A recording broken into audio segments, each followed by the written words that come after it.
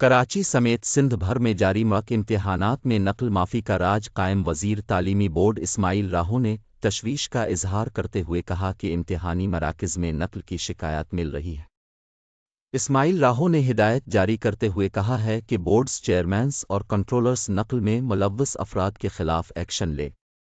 وزیر تعلیمی بورڈ کا کہنا ہے کہ تمام امتحانی مراکز میں ویجیلنس ٹیموں میں مزید اضافہ کیا جائے اور طالبات کے امتحانی مراکز میں خواتین ویجیلنس ٹیمیں بھیجی جائیں۔ ان کا کہنا ہے کہ جن طلبہ سے امتحان کے دوران موبائل فون برآمد ہوگا اسے فیل کر دیا جائے گا۔